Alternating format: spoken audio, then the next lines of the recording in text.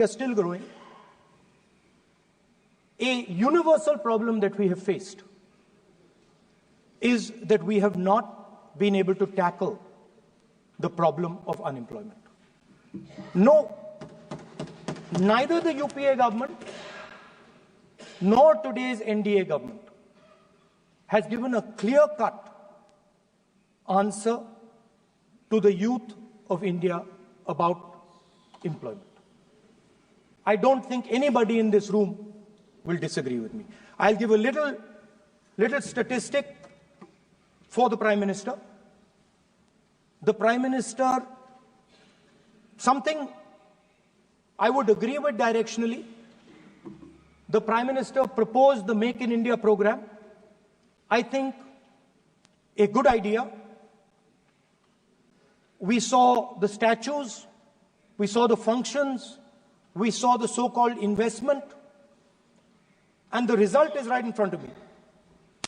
Manufacturing fell from 15.3% of GDP in 2014 to 12.6% of GDP today. That is the lowest share of manufacturing in 60 years. I'm not even blaming the Prime Minister, because I think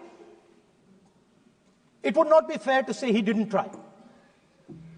I could say that the Prime Minister tried, and I think conceptually Make in India was a good idea, but it's pretty clear that he failed, because manufacturing went from 15.3% of GDP to 12.6%.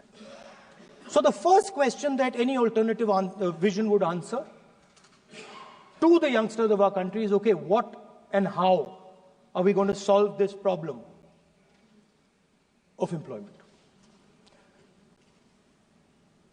Any country basically organizes two things.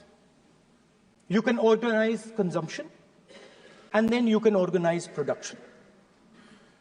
Modern way of saying organizing consumption is services. Modern way of saying organizing production is manufacturing. But there is more to production than simply manufacturing. For example, agriculture also is about production. Now, pretty much every government since 1990 has done a decent job on consumption, on organizing consumption. Which are the companies that organize consumption? Uber organizes consumption. Reliance organizes consumption. Adani organizes consumption. But we have, as a country, failed in organizing production. We have excellent companies that try to organize production. They are the Mahindras of this world. They are the Bajajs of this world. Part of Tata's organizes production, but the record of the country on organizing production is dismal. And essentially what we have done is we have handed over the organization of production to the Chinese. So this mobile phone, even though we are saying we make this mobile phone in India, that is not a fact. This phone is not made in India. This phone is assembled in India. All the components of this phone are made in China. The network that has produced this phone is made in China, is owned by China. So every time we use a phone, every time we wear a Chinese shirt, a Bangladeshi shirt, every time we wear a pair of Chinese sneakers, we are paying a tax to China. Because some Chinese youngster is earning a salary to make or to produce that product. So the first message I would give in a presidential address would be that India has to focus completely on production.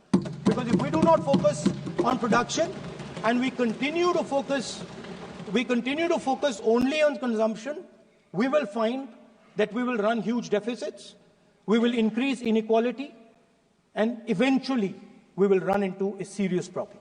Social problem because of unemployment, which we are already facing. If you look at the numbers of the amount of people who are in jail, if you look at the numbers that are spent on internal security, if you look at the numbers spent on our police forces, they're all spiraling. They're all rising. And everybody understands that social tension is on the rise in India. So now the next question comes, okay, so where is this employment going to come from? What is India going to produce? And for that, I'd like to tell all the youngsters of this country that there is a revolution taking place, an exciting revolution. The world is transforming completely. And the change that is taking place, at the heart of the change that is taking place, we are moving from the world of the internal combustion engine to the world of the electric motor. We are moving from petrol to batteries. We are moving wind, solar, potentially nuclear energy. So our entire way of moving is changing. And this is going to change every single thing. It is going to change warfare. It is going to change medical treatment. It is going to change education. It is going to change how we eat. It is going to change every single thing. Now, the last time there was a revolution, called the computer revolution, the government of India had a clear focus. We looked at that revolution. It was the Congress government. We looked at the revolution and we decided clearly that we are going to focus on the development of software. And we rode the wave of that revolution. And today you can see the result. I remember people laughing. I remember people laughing when the computer was being talked about. You mentioned Mr. Vajpayee. I respect Mr. Vajpayee, but Mr. Vajpayee gave a speech saying that computers are of no consequence to India.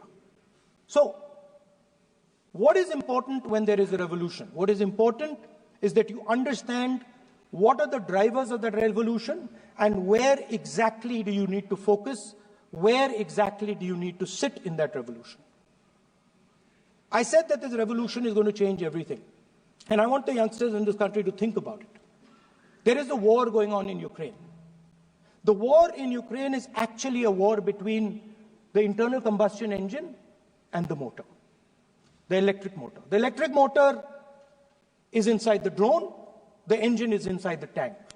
And if you look at what is going on in Ukraine, the tanks are dying by the thousands. And small little drones with electric motors, small batteries, not much bigger than that, are destroying the entire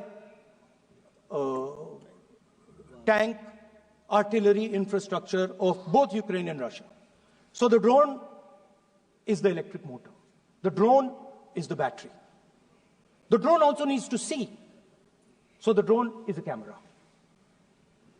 In the same way, electric cars. The electric car is a motor. The electric car is batteries. The electric car is cameras.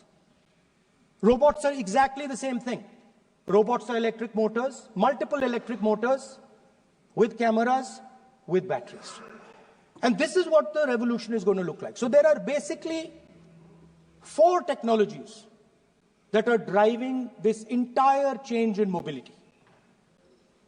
Electric motors, batteries, optics, and then on top of that, you can apply AI. Now I want to tell the youngsters of this country, people talk about AI. But it's important to understand that AI on its own is absolutely meaningless. Because AI operates on top of data. Without data, AI means nothing. And if we look at data today, there is one thing which is very clear. Every single piece of data that comes out of the production system in the world, the data that was used to make this phone, the data that is used to make electric cars, the data that is used to make basically all electronics on the planet today is owned by China. And the consumption data is owned by the United States. In China, the consumption data is owned by China, but in India, companies like Google, companies like Facebook, companies like Instagram, X, they own our consumption data. So if India wants to talk about AI, it has to first answer the question, what data is going to power that AI? And the answer today is India does not have that data. Neither does India have production data, neither does India have consumption data. We have handed our consumption data to the big American companies, and the production data we don't have anyway. So what would that vision look like? The first thing, we would start getting youngsters excited about this revolution. We would start to introduce the idea of a completely new way of moving, a complete revolution in how things move. We would start teaching our children in schools about batteries, about electric motors, about how these things combine, about how drones, robots, electric cars are structured, how they will work together. And most important, we have to start building a production network so that we can get access to production data. Now, what would we focus on? We would not give you a laundry list. China has at least a 10-year lead on India in this space. China has been working on batteries, robots, motors, optics for the last 10 years, and we are behind. So what would our president's address say to the youngsters? We will choose critical areas in each one of these technologies, and we will start to build capabilities in those areas. The second thing we would do, we would ensure that our banking system is not captured by 2 or 3 companies that basically do not allow you to build a production system. But our banking system is open, is dynamic, and is accessible to small and medium businesses and to millions and millions of entrepreneurs who want to take part in this revolution. Our foreign policy would take into account this revolution. When we talk to the United States, we would not send our foreign minister to invite our prime minister to his coronation. We would not send him 3 or 4 times, please invite our prime minister. Because if we had a production system and if we were working on these technologies, the American president would come here and invite the prime minister. So it is important to understand where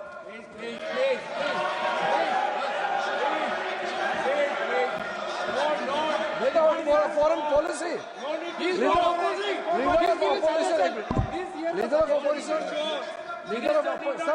Leader of opposition cannot make such serious, unsubstantiated statement.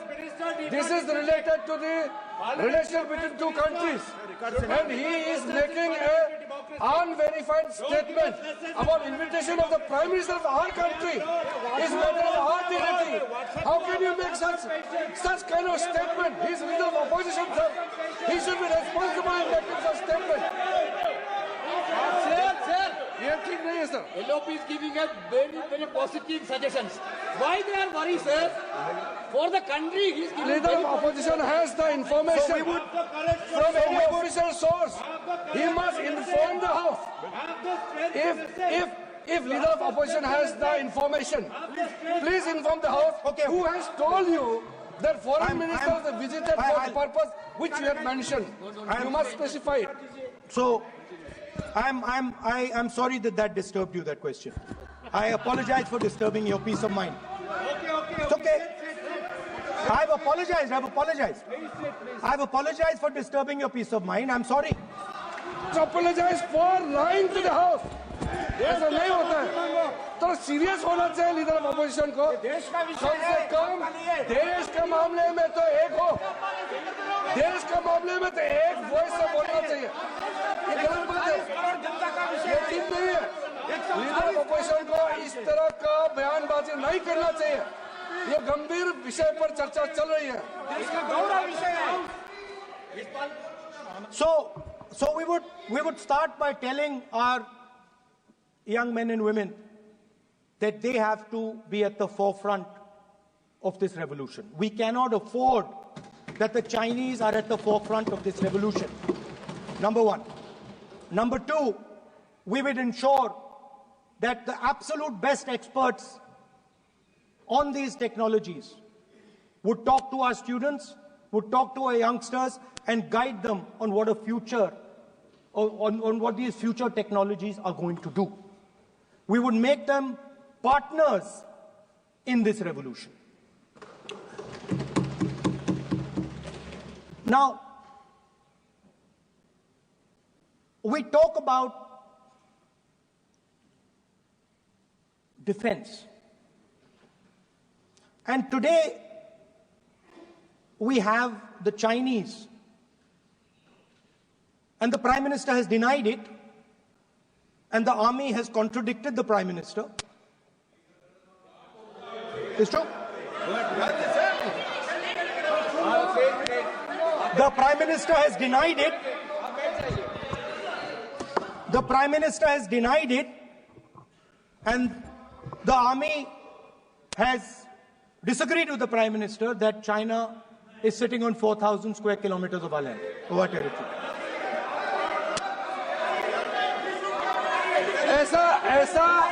ऐसा इस सदन में अब मन चाहे बात नहीं बोल सकते हैं।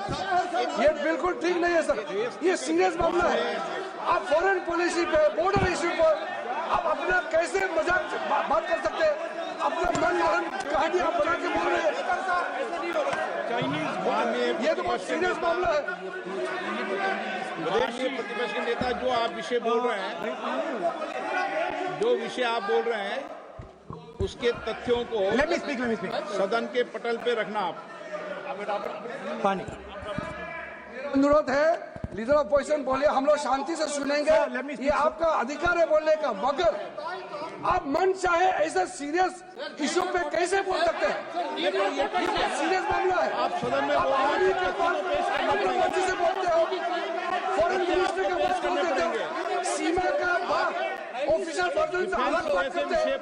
ऐसा मत बोलिए, ये देश के लिए ठीक नहीं है। आपको सीरियस होना पड़ेगा लीडर ऑफ अपोजिशन। ये गंभीर मामले को आप ऐसा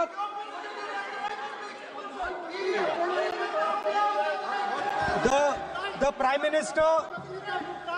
Prime Minister has denied that Chinese forces are inside our territory, but for some reason, our army keeps talking to the Chinese about their entry into our territory, and our Chief of Army Staff has said that the Chinese are inside our territory. This is a fact.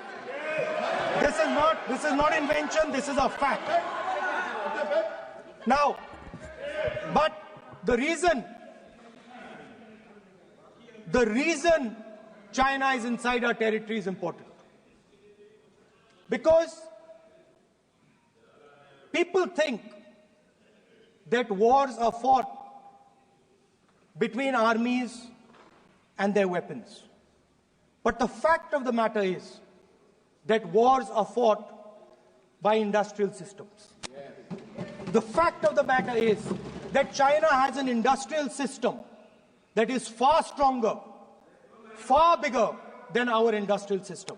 And that is why they have the guts to come inside this country. The reason China is sitting inside this country is because Make in India has failed. The reason China is sitting inside this country is because India is refusing to produce. And I am worried that India is going to give up this revolution to the Chinese once again. The reason I made this reference is because everything is connected.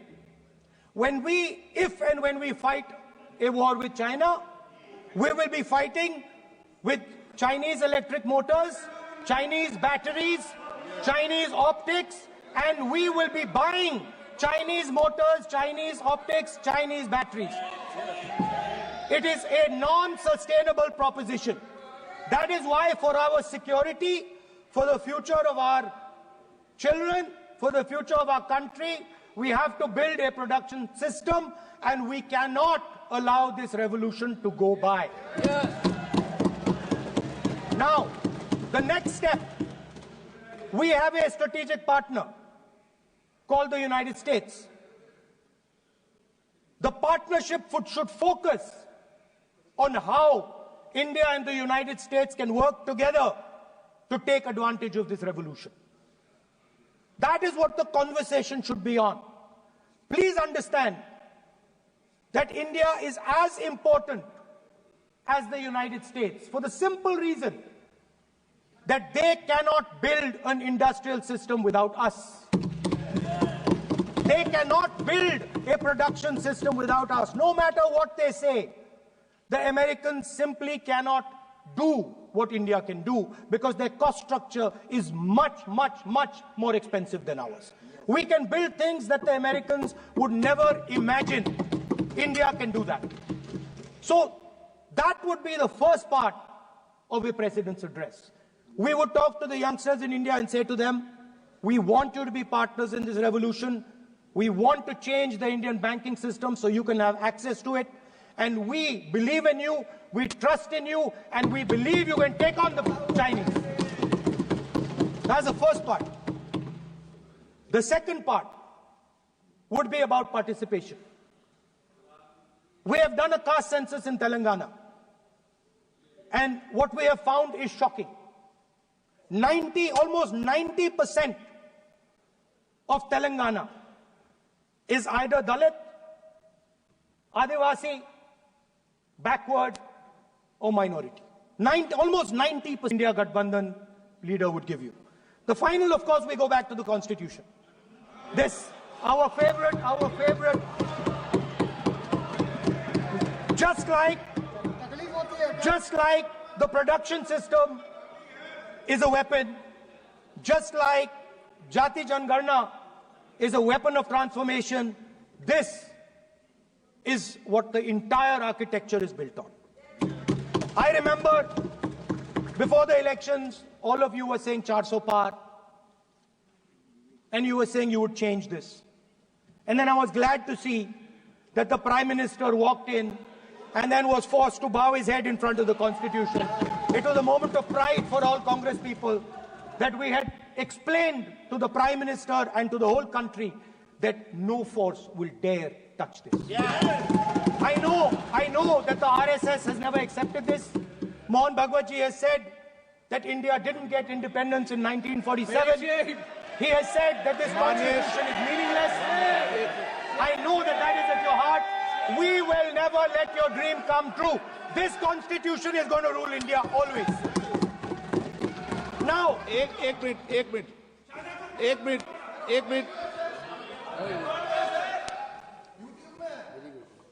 आप प्रतिपक्ष के नेता हैं, मेरा आपसे आग्रह है कि जो विषय आप रखें वह तथ्यों पर आधार पर रखें, उचित होगा। मैंने आपको पहले भी कहा, और जो सदन के सदस्य नहीं हैं उनकी चर्चा न करें। बताता हूं सर, मोहन भागवत आप नियम प्रक्रियाओं की पालन करें, आपसे अपेक्षा। सर, मोहन भागवत जी ने स्टेटमेंट दिया। मोहन भागवत का statement Sir, one second. We will authenticate. Speaker, sir. We will authenticate. Speaker, sir, Mohan Bhagwat ji made a statement saying that India did not receive independence in 1947. It received independence when the Ram Mandir was inaugurated. We will place that on the table. Now, sir, I would like to mention one small thing, but very important thing. Speaker, sir, this constitution is supported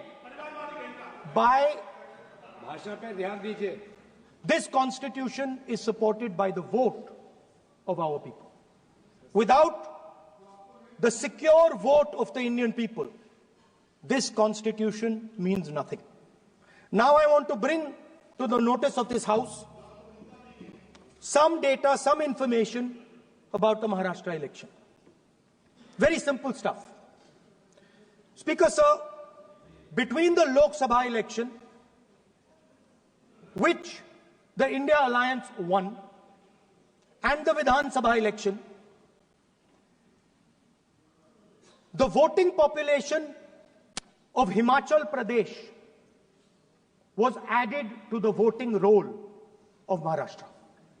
Meaning the entire population of Himachal Pradesh was added to the voter rolls of Maharashtra.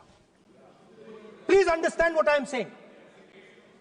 In Lok Sabha, the difference between Lok Sabha and Vidhan Sabha was the population of Himachal. the entire population, almost 70 lakh new voters suddenly arrived between Lok Sabha and Vidhan Sabha. Now, the most interesting part, and the Prime Minister is not looking at me.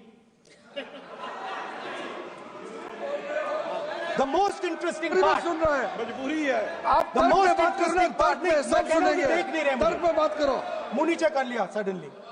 The most interesting part is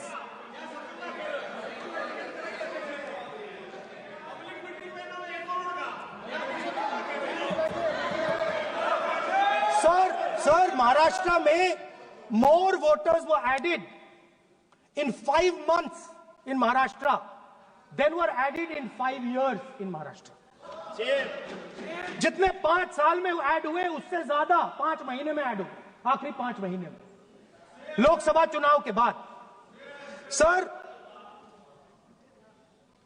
एक building है sir Shirdi में, एक building में 7,000 नए voter एक building में add हुए sir. एक बिल्डिंग में 7,000 नए वोटर ऐड हुए सर. सर, मैं कोई आरोप नहीं लगा रहा हूं, मैं कोई आरोप नहीं लगा रहा हूं. मैं सिर्फ ये कह रहा हूं सर कि ये इसमें कुछ ना कुछ प्रॉब्लमैटिक है कि हिमाचल प्रदेश जितने बड़े वोटर्स लोकसभा के बाद जादू से आ जाते हैं. अब हम क्या कह रहे हैं, हमने इलेक्शन कमीशन से रिपीटेडली कहा है कि हम आरोप नहीं लगा रहे हैं. आप एक काम कीजिए, हमें लोकसभा की वोटर लिस्ट दे दीजिए, नेम एड्रेस और इलेक्ट्रॉनिकली दीजिए, और विधानसभा नहीं है. नहीं सर, नहीं नहीं नहीं नहीं नहीं नहीं. स्पीकर सर वो सब वेबसाइट पे रहती है, सब जानते हैं, कभी भी कोई निकाल सकता है. स्पीकर सर, मैं समझा देता हूं सर. स्पीकर सर, वो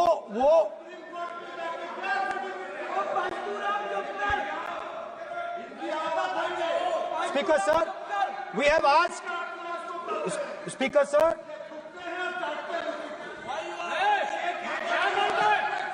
Speaker sir, we are asking this question. We are asking this. Speaker sir, population of Himachal Pradesh. Please. Population of Himachal Pradesh has voted. Extra has voted in Maharashtra. We are saying to the Election Commission, please give us the names and addresses and polling booths of all the workers in the Lok Sabha and all the workers in the Vidhan Sabha, so we can calculate who these new workers are, who these new voters are. Interestingly, the new voters are mostly in the constituencies that the BJP has swept. Please understand, the new voters have been added mostly in the constituencies where BJP has swept. I am still not making an allegation. I am saying on the floor of the House that the Election Commission has to give the data of the Maharashtra elections to the Congress Party, to the Shiv Sena and to the NCP, so that we can see exactly where these voters have been added, who has been subtracted, who has been added, where they have been added. This is not an irresponsible request. This is a very simple request for them to fulfill. The reason I am saying this, sir, is because the rules have been changed. This is not just said in isolation. Speaker, sir, the election commissioner used to be chosen by the Prime Minister, Leader of Opposition, and the Chief Justice. Sir, the Chief Justice was removed from that committee. Why? This is a question, sir. This is a question to the Prime Minister. Why was the Chief Justice removed from the committee? Now, in a few days, I am going to go to the meeting. I'm going to go to the meeting. There's going to be Mr. Amit Shah and Mr. Modi ji. And there's going to be me. 2-1. Why am I even going to the meeting? What is the purpose of me going to the meeting? I'm only going to the meeting to certify what Modi ji and Amit Shah ji are going to say. Right? Whereas if the Chief Justice was there could be a discussion. Chief Justice and leader of opposition could say, no, we don't agree. So that seems to be a calculated strategy. Now, just prior to the Lok Sabha, the election commissioner was changed and 2 new election commissioners were placed. Yes. We know that the election dates were changed. Yes. We know that the elections were postponed. These are facts. These are not things I am inventing. So, in order to safeguard this constitution, the entire opposition requests the data for the Maharashtra election. We request the data and the electoral voter list for Lok Sabha and the corresponding list for Vidhan Sabha. And I am very confident that the Election Commission will not give us this information.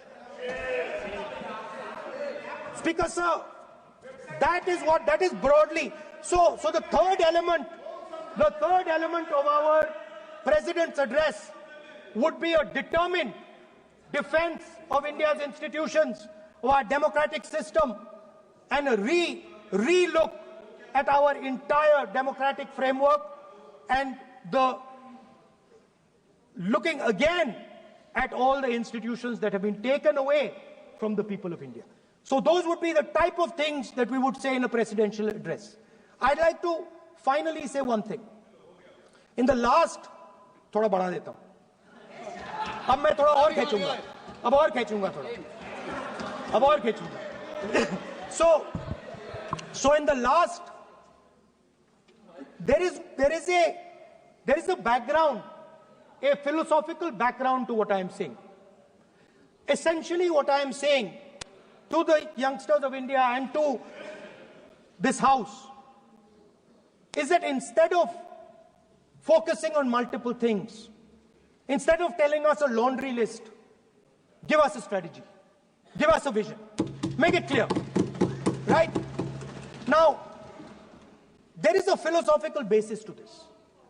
There is even a deep philosophical basis to this.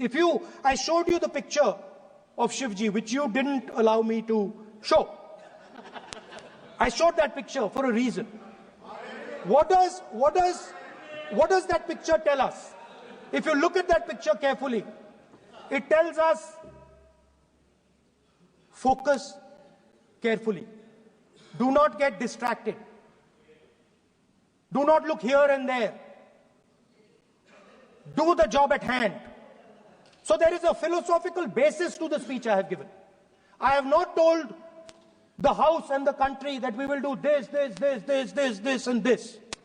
This is the philosophy of Shivji. Say what you have to say, but be clear that you're going to do that one thing and don't do 50, 60, 70 different things. So there is a link between our philosophical tradition, our religious tradition, and what I'm saying. And that is what India needs to do. India needs to connect the past, the values of the past.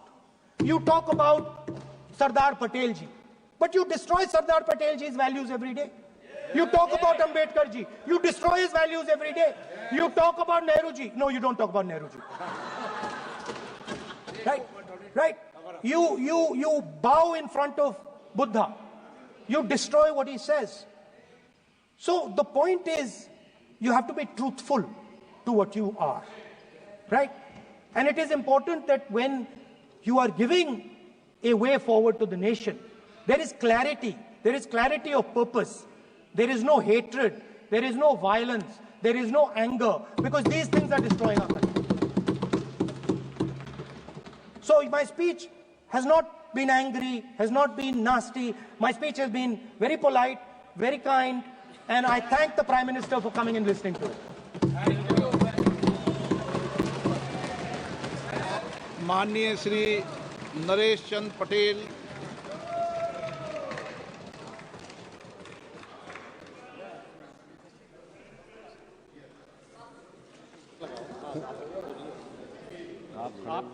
माननीय सभापति महोदय,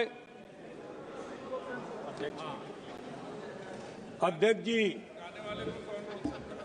जाने वाले कोई नहीं रोक पाएगा। आप तो अपना भाषण दें। महोदय, सबसे पहले मैं आपका धन्यवाद करना चाहता हूं कि आपने महामहिम राष्ट्रपति के भाषण के धन्यवाद प्रस्ताव पर मुझे बोलने का मौका दिया। मानवर, इस सदन में बोलते हुए सबसे पहले मैं महाकुंभ में हुई दुखद घटना को स्मरण करना चाहता हूं। उन सभी श्रद्धालुओं और भक्तों को मेरी भावपूर्ण श्रद्धांजलि। मानवर, जिन्होंने अपने जीवन की आस्था और भक्ति के साथ पवित्र स्नान करने का संकल्प लिया था, लेकिन दुर्भाग्यवश प्रशासनिक कुप्रबंधन और लापरवाही के चलते वो काल के गाल में समा गए। मानवर, ये कोई प्राकृतिक आपदा नहीं थी, बल्कि सरकार की नाकामी का ये एक जीता जागता उदाहरण था। महाकुंभ, जिसे दुनिया का सबसे बड़ा आध्यात्मिक आयोजन माना जाता है, जो लाखों करोड़ों श्रद्धालुओं की आस्था और विश्वास का केंद्र है, ये केवल एक धार्मिक आयोजन नहीं था, बल्कि भारत की सांस्कृतिक और आध्यात्मिक